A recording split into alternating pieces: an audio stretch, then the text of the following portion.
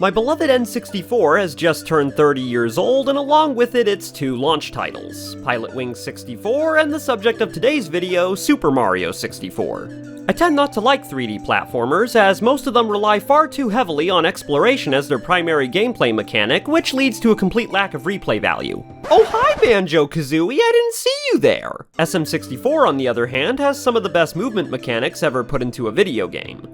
The way all the moves seamlessly blend together allows for crazy ways to traverse the courses, and nearly every star in the game has at least 5 different ways to go about getting it, with each one being faster and harder to pull off than the last. As such, there's always this nagging feeling in the back of your head saying you could have done that better, which drives you to master the game's mechanics and sends the replay value through the roof. First-party Mario games tend not to have stories worth talking about. It's almost always Bowser has kidnapped Peach in either a geopolitical power play or simply because he's horny. And SM64 is no exception. So I'll be ignoring the non-existent story and do a tier list ranking of all 24 courses in the game, starting from worst to best. I could continue to troll and play on real N64 in all its 320 by 240 glory like I did in my GoldenEye video, however that was solely due to how dogshit N64 emulation is in regard to input latency. Super Mario 64 has several PC ports, and today I'll be trying out Harbor Master's Ghost Ship. The latest build has some issues, but the nightly build seems to be running just fine, so that's what I'll be rocking this playthrough. Dire Dock is 2 rooms connected by a hallway flooded with water. There's a lot of cool shit you can do with water in a video game, and Mario 64 is hell-bent on never utilizing it to its full potential, and as such brings the gameplay to a screeching halt by limiting your movement without elevating the level design in a unique or creative way. Every star in this course can be accurately described as a painfully easy and mind-numbingly slow chore. Also, courtesy of pre-release footage, this is very clearly a super rough alpha or beta level Nintendo never bothered to do away with. Taking all of that into account, this is the only level I will be placing in F tier. There's a level in Super Mario Galaxy called the Space Junk Galaxy, and that name is a very apt descriptor for like 2/3 of the levels in SMG1, and Rainbow Ride is Patient Zero of the Space Junk Galaxy archetype, a bunch of disconnected and unrelated shit floating in a void masquerading as level design. The theme of the level is that there is no theme, and I hate it. The 3 main set pieces are a castle, a boat, and what I can only describe as an ant farm, which does provide one of the more fun red coin stars in the game. I also really enjoy tricky triangles. What I take exception to is Cruiser crossing the rainbow, somewhere over the rainbow, which is the previously mentioned star with an additional 10 seconds tacked onto it, and Big House in the Sky. All 3 of them are painfully slow auto-scrollers where you sit on a flying carpet and wait. Like, we're talking 2+ minute rides here. That's an awfully long time for the game to be taking the controller out of your hands. Now, I freely admit 70% of the shit I hate about this level boils down to a severe and debilitating skill issue, which won't allow me to skip those damn carpets, so this is likely a low C tier course for an upper echelon speedrunner, but an F tier course for a moderately above average Joe Schmo like myself. So I'll split the difference and drop it in D tier. Rapid fire for the next 3, as I don't find them particularly interesting in a good or bad way. They're all short, flavorless, and to the point. I feel Vanish Cap Under the Moat didn't do as good of a job showcasing its capabilities compared to its fellow cap stages, and its color palette is far too monotone for my liking, so I'm judging it more harshly than the other courses in this rapid fire. Princess Secret Slide is the most boring slide in the game, as you have to ride it twice, once for a star in a box, and again for a secret star that requires you to complete it in under 21 seconds. Which is so easy to do, it is genuinely more difficult to finish it over 21 seconds. And Wing Mario Over the Rainbow exists. They all go to the bottom of C tier. Like Dire Docks, damn near all of Jolly Rogers Bay is submerged in water, which means slow gameplay. I really do need to learn the warp to the bottom glitch just to save me some travel time boredom. We get 2 open the chests in the right order missions, with Plunder the Sunken Ship and Treasure of the Ocean Cave, which I find lame. Through the jet stream is fun because you can do it without metal cap, and Can the Eel Come Out to Play is real easy if you post up above his hidey hole. There are a total of 104 coins in this level, by far and away the lowest coin count of the 15 main courses, so you gotta jackass around the whole thing for the 100 coin star, which is slow because water. I don't care much for this level, so into C tier it goes.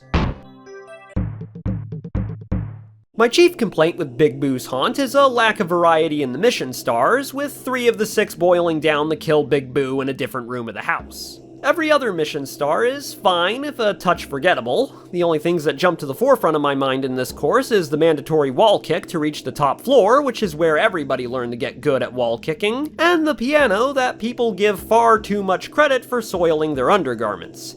Even pussy-ass bitch baby Steve only got a very minor jump scare the first time and never again. Big Boo's Haunt does feature one of the easiest 100 coin stars in the game, thanks to every boo, sentient book, and eyeball dropping blue coins on death, so it has that going for it, I guess.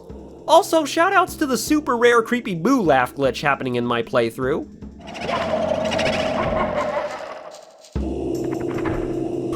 Big Boo's Haunt goes into C tier. Tall Mountain is, in my subjective opinion, a good level, and I do like it. In my objective opinion, I take issue with the majority of the mission stars playing out the exact same way, climbing to the top of the mountain. Scale the Mountain and Mystery of the Monkey Cage have you go all the way to the tippy top, and Breathtaking View from the Bridge has you go about 98% of the way up. It's a lot of running through the same areas over and over again. It has a fun 8 red coin star, and the 100 coin star is fairly easy courtesy of the Mysterious Mountainside slide, which is in my opinion the best of the 3 slides in the game, as it's the hardest one and the only one you don't need to ride twice because the star for completing it can be reached from the outside with a mid-air kick. From an objective standpoint, I should put TTM under BBH, as Big Boo's Haunt's lack of variety is less egregious than Tall Mountain's variety issues, but I'm an asshole and I'm not going to do that, so TTM goes to the top of C tier. Also, its brown aesthetic reminds me of Jedi Knight, which is a plus. I fucking love Cavern of the Metal Cap. First of all, level within a level is a crazy cool idea, up until the point you're playing a shuffled moves and entrance randomizer and tick-tock clock winds up there while you don't have climb or ledge grab, but that's a whole nother can of worms. I love the aesthetic of this stage. The color palette is a good assortment of earthy greens, dark browns, and off grays. The metallic crystals growing out of the walls and floor are a nice touch, and the rapid waters do a good job of showcasing the cap's abilities. B tier. The second and final rapid-fire segment of this list, the Bowser stages. Each one is fundamentally the same, a quick and dirty obstacle course for 8 red coins, with each one being longer and debatably harder than the last, all culminating in a fight against Bowser. They're all effectively the same, so they'll be filling out the bottom half of B tier just above Metal Cap, with Bowser in the Sky at the bottom, followed by Fire Sea and Dark World. I like them all, but Bowser in the Dark World gets brownie points for being the first. Placing Secret Aquarium this high is purely due to nostalgia. There are 2 types of people in this world: those who grew up in the 90s when video games were transitioning from 2D to 3D and think Secret Aquarium is fucking magical, and those who grew up after that and can only see Secret Aquarium for what it truly is: an empty fucking box with some fish and coins in it. While I fall into the first category, I completely understand modern contempt for this stage and cannot justify placing it any higher than the top of middle B tier. Tower of the Wing Cap is, in my opinion, the best single-star stage in Mario 64. It's hands down the best cap stage, providing the player with a safe environment to learn the flight controls, and one of the most satisfying red coins to pull off without a hitch. I love the sky aesthetic, with the 5 towers piercing up through the clouds, and apparently Nintendo did too, because they turned it into a board for Mario Party 1 with Mario's Rainbow Castle. It's a great level that I can't place higher on the list because it's a 1-star course. B tier. Snowman's Land is a course I've always hated, but has grown on me in recent years. I'm not a fan of the big snowman-shaped mountain set piece, as I think it's a cheap theme devoid of originality. That aside though, SL is pretty fun and I do enjoy it these days. The mission stars are varied enough from one another that nothing sticks out as particularly repetitive. Climbing the snowman is annoying, courtesy of the snowman itself trying to blow you, but you can bypass it with the cannon. Just talk to the Bomb Buddy in the igloo to open the cannon, and put the star just above the shadowy ring around the edges of the viewport, and kablamo. Done. Snowman's Land goes to the top of B tier.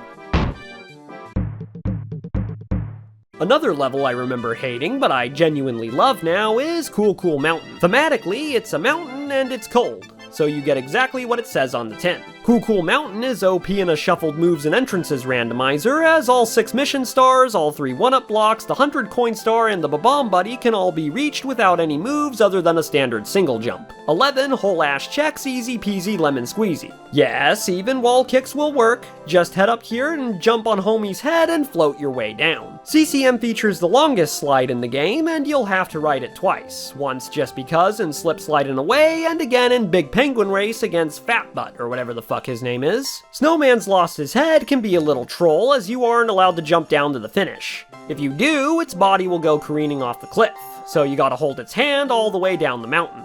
Don't bother sliding down the whole mountain again for little lost penguin, just take the sneaky side path and launch yourself off the cliff. Overall, CCM is a solid course and my first entry to A tier.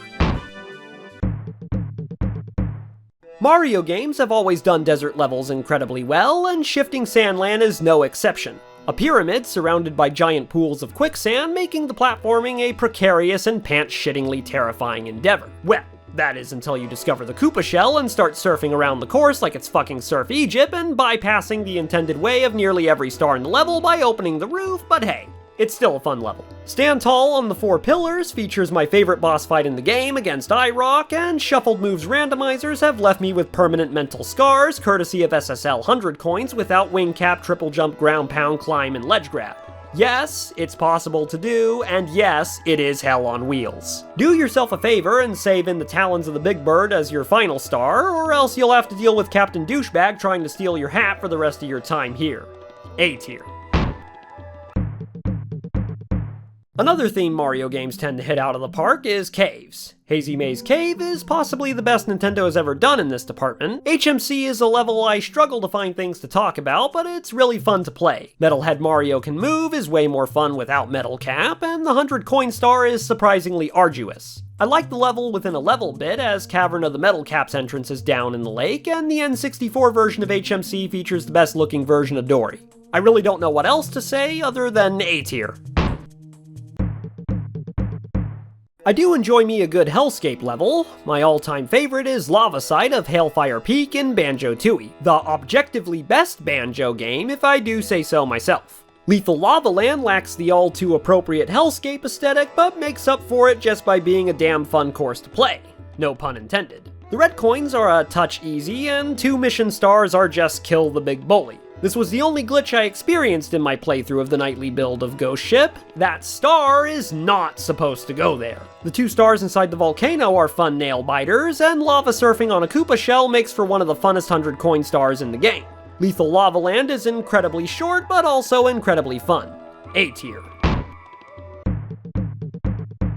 While myself and many others' first experience with 3D Mario was fucking around in and outside Peach's castle for half an hour, our first real experience with the gameplay was Ba-Bomb Battlefield. Behold the progenitor of the big fucking mountain first level.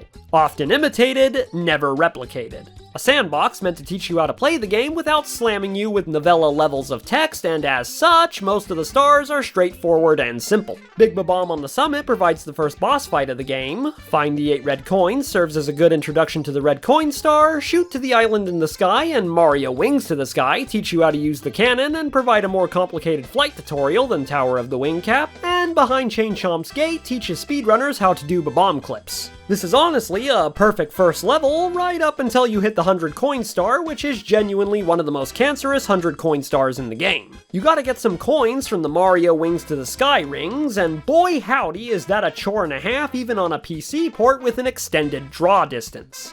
Doing this on a real N64 with the real draw distance is pure flying blind ass. And I imagine a lot of people did this 100 coin and then never bothered with any other 100 coin stars in the game out of fear of them being just as tedious. I really do want to put Ba-Bomb Battlefield in S tier, but that 100 coin star is just bad enough to knock it down to the tippy top of A tier. Tiny Huge Island is a really fun level featuring one of my favorite gimmicks, that being traversing an area both big and small. Tiny Sight is a little underutilized, unfortunately. Make Wiggler Squirm requires Tiny Sight to open the boss room before switching back to Huge Sight, and 5 Itty Bitty Secrets is the only mission star done solely on Tiny Side. Despite that, Tiny Sight is still the most optimal side to enter the stage because this clip is just too goated. The rest of the stars are great. Rematch with Koopa the Quick is far more challenging than its Bob-omb Battlefield counterpart. Not trying to shit on Foot Race with Koopa the Quick, it's as hard as it needs to be as it's the second star in the game. Wiggler's Red Coins is probably the most cheek-clenching red coin star in the game, and Tippy Top of Huge Island is the only star that's optimal for a huge side start, as you can grab a Koopa shell and surf your way up to the top. Tiny Huge Island is an easy shoo-in for our first entry into S tier. If you had asked me a few years ago what my favorite course in SM64 was, I would have told you Wet Dry World. I fucking love water as a level gimmick. Two of my all-time favorite Zelda dungeons are the Water Temple and Great Bay Temple. And no, you don't hate the Water Temple, you hate two very specific keys in the Water Temple, and I'll touch more on that subject when I get around to making a video on Ocarina, but for now, back to Wet Dry World. The main gimmick here is raising and lowering the water level to progress vertically through the course, which is cool. Unfortunately, Mario 64's movement is so fucking good that when you begin to master it, it's much faster to just climb this bitch than to swim up it. However, navigating Wet Dry World is still stupidly fun even without the proper utilization of one of my favorite gameplay mechanics. Top of the Town and Secrets in the Shallows and Sky are fun, as climbing this level is inherently fun. Shocking Arrow Lifts could be fun, but Secret Teleporter ruins it, and Go to Town for Red Coins is easily top 3 red coins in the game, as the town beneath the main area is arguably the best parkour spot in the game. While Wet Dry World may no longer be my all-time favorite course, it's still an extremely fun level regardless of skill level, and an easy pick for S tier.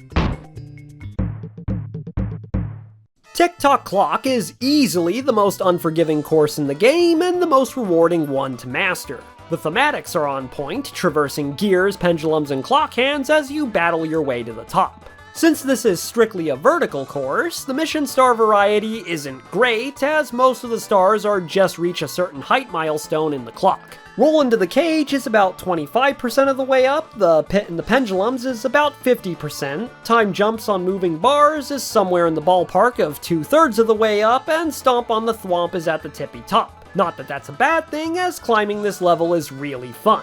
I want to learn moving reds just because that shit looks fun, but I'm really bad at this game and can't. TTC also features what is easily the most nail-biting 100 coin star in the game, and I fucking love it. The invisible walls can be a bitch, but in time you'll learn where they are and avoid them like the plague. TTC is the most skill-dependent course in the game, and placing it any lower than S tier is pure cope for an unaddressed skill issue. A bit of a generic pick for number 1, but saying otherwise would be categorically false.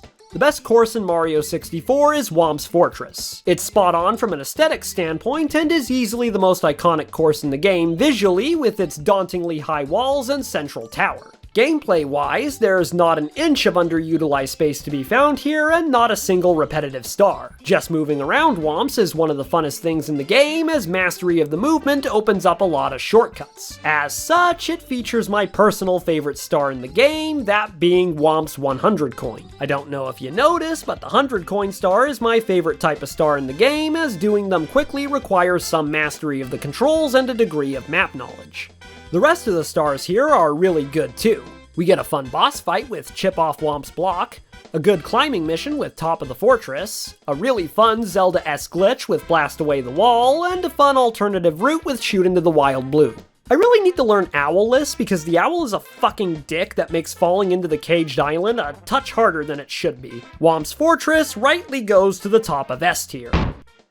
And that is my SM64 tier list. Let me know in the comments your thoughts on this list and your opinions on the best and worst courses in the game. As for Ghost Ship, it's looking pretty good. Not quite ready for prime time, but Harbor Masters have a spotless track record for N64 PC ports, so it's only a matter of time. The one thing I will say is, as soon as the hiccups are ironed out, please get this motherfucker Archipelago support so I don't have to play SM64 EX again. Anywho, next up is Perfect Dark, because I teased it in the last video.